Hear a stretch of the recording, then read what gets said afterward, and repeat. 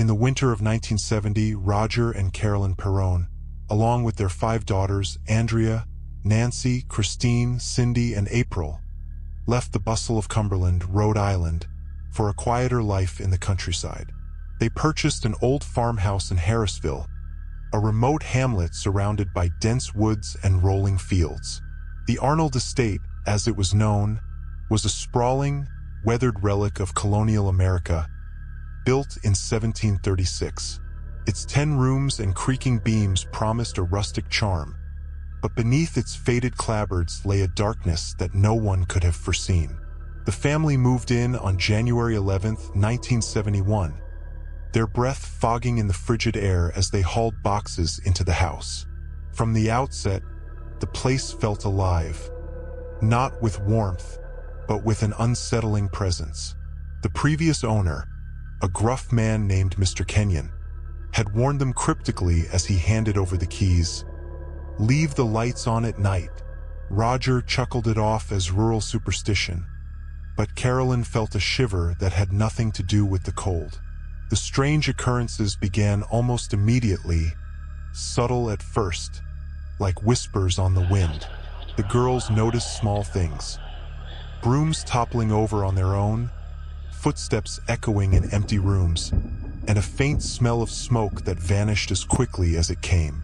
Carolyn dismissed it as the quirks of an old house settling into its bones.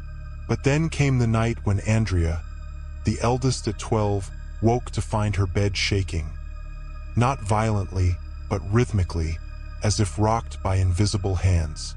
She screamed, and by the time Roger burst into the room, it had stopped. "Just a nightmare," he said, though his eyes lingered on the still curtains and the undisturbed dust. Days turned to weeks, and the disturbances grew bolder.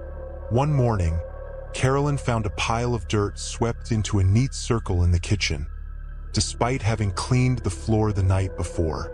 Nancy swore she saw a shadowy figure, a woman in a gray dress, standing at the foot of her bed, her face obscured by a veil of darkness. The figure didn't speak, but the air grew heavy with a sorrow so palpable it made Nancy weep without knowing why. When she told her parents, Roger scoffed, but Carolyn's face paled. She'd felt it too, a grief that wasn't hers, seeping into her dreams. By spring, the house seemed to pulse with unseen life. The Perrons began to suspect they weren't alone. One evening, as the family gathered in the living room, the temperature plummeted. The fireplace flared, then extinguished itself, leaving a stench of rotting flowers. Cindy, the most sensitive of the girls, clutched her mother's arm and whispered, "She's here." Before anyone could ask who, a voice, not human, but a guttural rasp, echoed from the cellar. "There are 7 dead soldiers buried in the walls." Roger grabbed a flashlight and descended into the dank basement, his heart pounding. The dirt floor was undisturbed, the stone walls cold and silent. Yet as he stood there, he felt a pressure on his chest, as if something unseen was pressing him back. He stumbled upstairs, pale and wordless, and refused to speak of it for days. The voice wasn't the only entity. The girls began to categorize the spirits, giving them names based on their behaviors. There was Manny, a kindly old man who appeared near the fireplace, watching them with sad eyes before fading away. There was the sweeping lady, who left trails of dust and the sound of a broom brushing the floor. But the most terrifying was the one they called Bathsheba. Bathsheba Sherman, a name whispered in local lore, was said to have lived on the property in the 19th century. Legend painted her as a witch who sacrificed her child to the devil before hanging herself in the yard. Historians dismissed it as exaggeration, but the Perrons felt her presence like a storm cloud.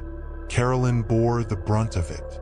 She'd wake with bruises on her arms, scratches raking her back, and once, a puncture wound on her leg that bled for hours. She described a sensation of being watched, a malevolence that thickened the air.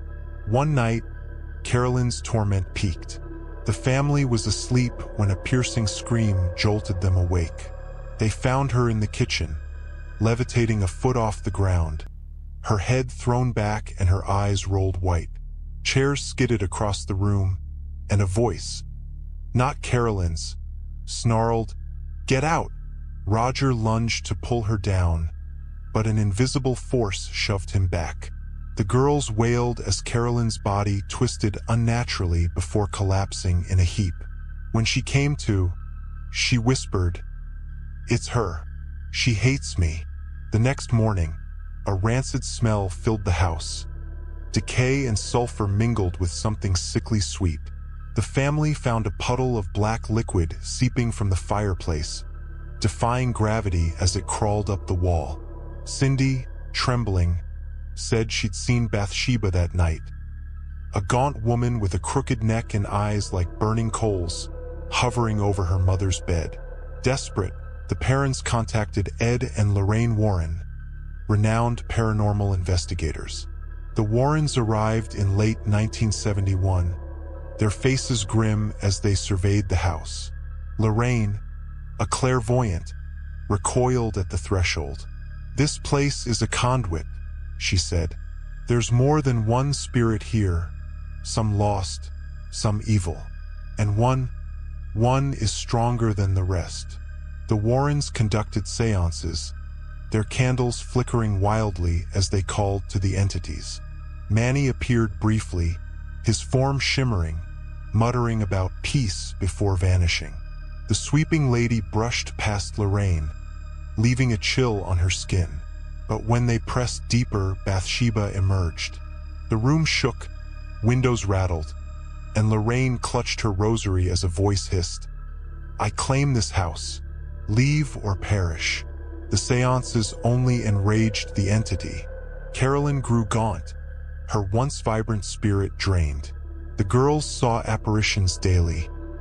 Soldiers with hollow eyes, a child weeping in the attic, and Bathsheba's twisted form lurking in mirrors.